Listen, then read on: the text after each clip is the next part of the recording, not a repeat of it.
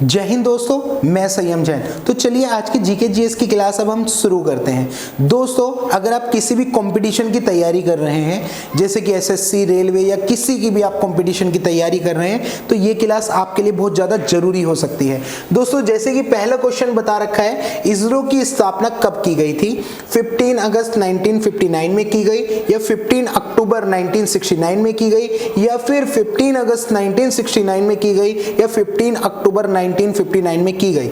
दोस्तों, इसका जो सही आंसर होगा 15 अगस्त 1969 में इसरो की स्थापना की गई थी। जैसे कि आपको पता भी होगा थोड़ा सा, जो इसरो है वो भारत की स्पेस ऑर्गेनाइजेशन है। स्पेस ऑर्गेनाइजेशन का मतलब जो अंतरिक्ष की चीजों के बारे में खोज करती है, नई नई चीजों की रिसर्च करती है और हमें नई नई चीजों के बारे में बताती है। जैसे कि यहाँ पर आपको बता भी रखा है मैंने, जो स्पेस ऑर्गेनाइजेशन है इसरो, उसका मुख्यालय बेंगलोर के अंदर है। यहाँ पर करीब करीब 17,000 कर्मचारी और वैज्ञानिक, जो कि टोटल मिला के करीब करीब 17,000 लोग यहाँ पर कार्य कर रहे हैं, जो अलग अलग तकनीक और उसके साथ साथ स्पेस दोनों के ऊपर बहुत बड़े लेवल पर रिसर्च करती है और रिसर्च करके नई नई चीजों को ऑर्गेनाइज, जो कि बताती है हमें, ऑर्गेनाइज करती है कि हाँ ये चीज ऐसे हो सकती है, या ये चीज सही है, या ये चीज गलत है। नेक्स्ट क्वेश्चन की ओर देख सकते हैं, किस ग्रह को लाल ग्रह के नाम से जाना जाता है? जो कि दोस्तों, जो हमारे पास लाल ग्रह है वो मंगल ग्रह को जाना जाता है। कौन से ग्रह को? मंगल ग्रह को। जो हमारे पास कौन से नंबर का ग्रह है? 4th नंबर का, चौथे नंबर का मंगल ग्रह है। सौर मंडल में चौथे नंबर का मंगल ग्रह है, जिसको लाल जो कि ग्रह के नाम से भी जाना जाता है, क्योंकि पृथ्वी से जब हम इसको देखते हैं तो रक्तीम दिखाई देता है ये, इसलिए हम इसको जो कि लाल ग्रह के नाम से भी जानते हैं। नेक्स्ट क्वेश्चन देख लेते हैं हम। नेक्स्ट क्वेश्चन में पूछ रहा है कि भारत के किस राज्य में गरीबों का प्रतिशत सबसे अधिक है? मतलब कौन सा ऐसा राज्य है दोस्तों कि जहां पर गरीबी का प्रतिशत सबसे ज्यादा है? दोस्तों, इसका जो सही आंसर होगा वो है उड़ीसा। उड़ीसा के अंदर सबसे ज्यादा गरीबी का प्रतिशत है। कहा जाता है ये क्षेत्रफल की दृष्टि से करीब करीब 9th नंबर पर आती है, 9वें नंबर पर है उड़ीसा, और जो कि जनसंख्या के हिसाब से 11वें नंबर पर आ जाती है। और कहा जाता है कि इसकी जो मतलब उड़ीसा की जो राजधानी है भुवनेश्वर, जो कि एक तरीके से इसको राजधानी के तौर पर देखा जाता है उड़ीसा की, और सबसे ज्यादा ये गरीब जो कि राज्य का इसको दर्जा मिल रखा है। नेक्स्ट क्वेश्चन देखते हैं, भारत छोड़ो आंदोलन के नेताओं को गिरफ्तार करने के लिए ब्रिटिश शासक द्वारा चलाया गया ऑपरेशन क्या था? मतलब जो हमारे पास ब्रिटिश है उसके द्वारा एक ऑपरेशन चलाया गया था, जिस समय पर भारत छोड़ो आंदोलन चल रहा था, उन सभी को उसके तहत गिरफ्तार किया गया था। मतलब जो लोग आंदोलन कर रहे थे, तो उस आंदोलन का नाम है operation zero over. C answer इसका बिल्कुल सही होगा दोस्तों। इसके तहत जो भी भारत छोड़ो आंदोलन के तहत जुड़ा हुआ था, उस व्यक्ति को, मुख्य नेताओं को गिरफ्तार किया गया था। महात्मा गांधी समेत कांग्रेस के बड़े नेताओं को गिरफ्तार किया गया था इसके तहत। और ये जो कि एक तरीके से गिरफ्तारी जो हुई थी 9 अगस्त 1942 को बापू की भी गिरफ्तारी हुई थी, ऑपरेशन जीरो के तहत हुई थी, ताकि इस आंदोलन का दमन किया जा सके ब्रिटिश के द्वारा, मतलब खत्म किया जा सके। इसलिए ऑपरेशन जीरो ओवर के नाम से जो कि इस ऑपरेशन को जाना जाता है, ये चलाया गया था।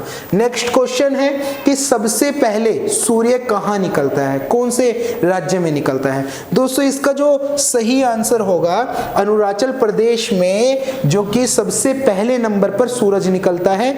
इसको उगते सूरज की भूमि के नाम से भी जाना जाता है। उगते सूरज का मतलब जहां पर उगता है सूरज, मतलब एकदम उगने के बाद सबसे पहले जो भारत में दिखाई देता है वो यहां पर दिखाई देता है। कहा जाता है अरुणाचल प्रदेश के अंतर्गत, जो कि हमारे पास वैली की देयाग घाटी है, जो अरुणाचल प्रदेश राज्य में कहा गया, वैली की देयाग घाटी के अंदर सूर्य सबसे पहले दिखाई देता है, उसके बाद ही किसी राज्य के अंदर जाता है।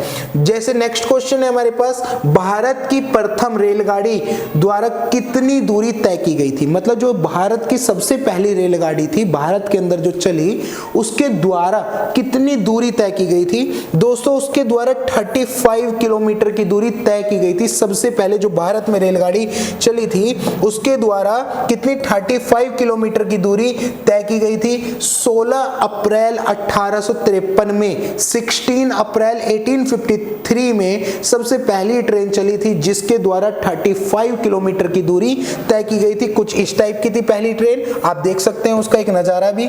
उसके बाद नेक्स्ट क्वेश्चन देख लेते हैं। कोहिमा है मतलब कोहिमा किससे संबंधित है? सिक्किम से है, अरुणाचल प्रदेश से है, केरल से है या फिर नागालैंड से है? दोस्तों कोहिमा जो कि नागालैंड से संबंधित है। कौन से राज्य से? नागालैंड से हमारे पास संबंधित है। कहा जाता है कि जो आपके पास कोहिमा है, कोहिमा एक तरीके से नागालैंड का एक जिले के तौर पर भी देखा जाता है, और कोहिमा जो कि राज्य की राजधानी भी है, और कोहिमा को मुख्यालय के तौर पर देखा जाता है। इस तरीके का कुछ कोहिमा का नजारा दिखाई देता है। ये नागालैंड से संबंधित है। भारत का सबसे बड़ा शहर कौन सा है? दोस्तों मैंने यहाँ पर राज्य नहीं पूछा, आपसे पूछा है कि सबसे बड़ा शहर कौन सा है। दोस्तों सबसे बड़ा जो शहर है वो है बंबई। बंबई सबसे बड़ा शहर है। इसको आर्थिक राजधानी के नाम से भी जाना जाता है। कौन सी राजधानी? आर्थिक राजधानी के नाम से भी जाना जाता है। और यहाँ की जनसंख्या करीब 2 करोड़ 40 लाख से भी अधिक है मुंबई की जनसंख्या। और आर्थिक राजधानी का मतलब यहाँ पर जो कि आर्थिक तौर पर बहुत बड़े पैमाने पर काम होता है। पूरी जीडीपी का 5% यहीं से जो कि एक तरीके से आता है। अब नेक्स्ट क्वेश्चन देख लेते हैं। भारत में बैंकिंग प्रणाली के संदर्भ में आईएफएससी का क्या महत्व है? आईएफएससी क्या है? आईएफएससी की फुल फॉर्म क्या है? मतलब आईएफएससी की फुल फॉर्म देखा जाए भारतीय वित्तीय प्रणाली कोड, जो कि आप इसके ऊपर बी पे आप राइट लगा देंगे। क्या है इसका? भारतीय वित्तीय प्रणाली कोड के नाम से जो कि इसको जाना जाता है। ये 11 अंकों का डिजिट होता है। कितने अंकों का? 11 अंकों का। और उसके साथ साथ ये हर एक बैंक का अपना आईएफएससी कोड होता है, जिससे कि पता चल पाता है कि हाँ ये कहाँ का बैंक है। 11 नंबर का होता है ये। उसके साथ साथ ये बैंकिंग प्रणाली में आईएफएससी बहुत ही ज्यादा इंपॉर्टेंट है। अगर आपको कुछ भी करना होता है तो आईएफएससी की बहुत ज्यादा रिक्वायरमेंट होती है। इसका नाम क्या है? भारतीय वित्तीय प्रणाली कोड के नाम से आप देख सकते हैं। आपको अगर आईएफएससी चाहिए तो आपके चेक बुक पर, पासबुक पर, हर एक जगह पर आपको मिल सकता है। नेक्स्ट क्वेश्चन देखते हैं। भारत का पहला शिक्षा मंत्री कौन है?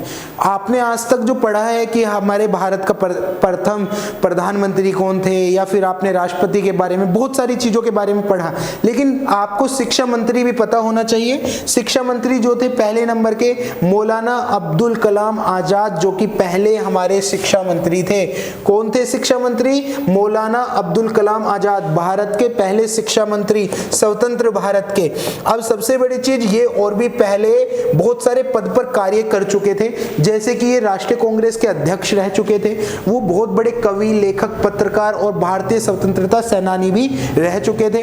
बहुत बड़े अहम पदों पर ये हमेशा जो कि काम करते आए, और भारत के प्रथम शिक्षा मंत्री के तौर पर भी इन्हीं को देखा गया। नेक्स्ट क्वेश्चन देख लेते हैं। भारत में सबसे ज्यादा तेलुगु भाषा कहां पर प्रचलन में है? मतलब तेलुगु भाषा सबसे ज्यादा कहां पर बोली जाती है? दोस्तों आंध्र प्रदेश में तेलुगु भाषा सबसे ज्यादा बोली जाती है। कहां बोली जाती है?